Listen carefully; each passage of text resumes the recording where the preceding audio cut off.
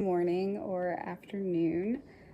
I decided for my assignment just to do kind of a nightly vlog of a reflection of the year because it has been incredibly eventful now that I'm thinking about it in like the best ways and the worst ways possible, which I'll get into that in a second. So I hope that you enjoy looking a little bit into my mind. And oh, excuse me, that was my speaker. It was for a video that I was watching for an assignment. Um, but yeah.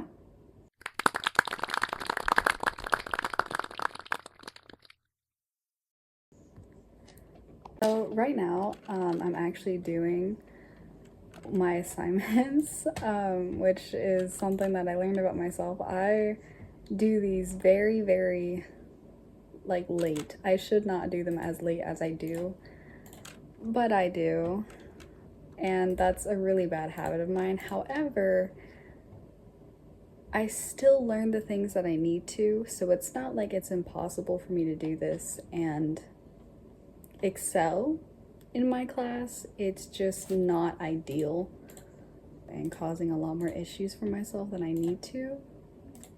However, I feel as though this year I kind of needed a lot more focus on myself than I did on school, even though that sounds bad. So, a demonstration of this issue is this time lapse. I have about two others after this one, and this one is where I did 6 assignments simultaneously, except they were all over the same class in my defense. And the reason that I even felt so comfortable doing this was because I knew a lot about the subject that we were covering, and that's usually why I do it at all.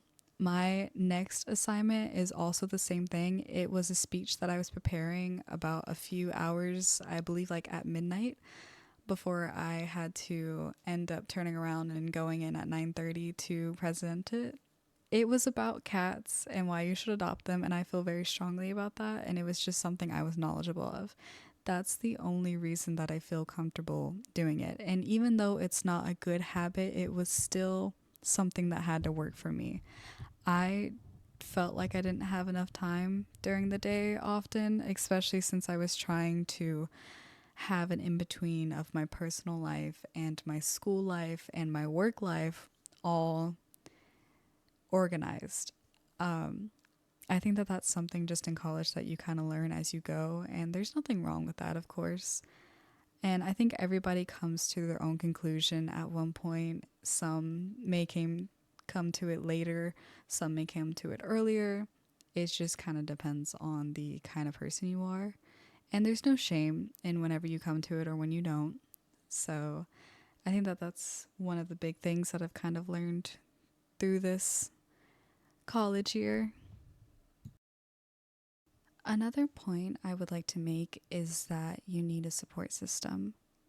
You need a support system more specifically in your age group.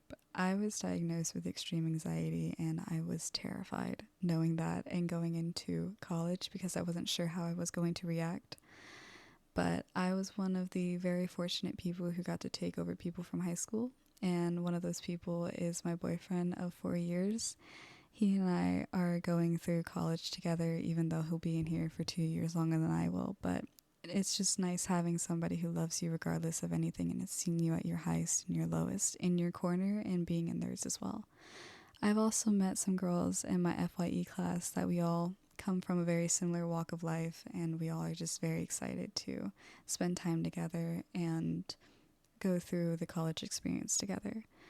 I also have another friend who I've brought from college. She and I are feeling the same way about everything, just kind of trying to figure everything out. So these are my support systems, and I'm very grateful for having them. And if anyone is to take anything from this video, I would hope that it would be to understand your strengths and your weaknesses and plan for the future, as well as taking a breather every once in a while and just finding your people and finding your support systems as well as being somebody else's.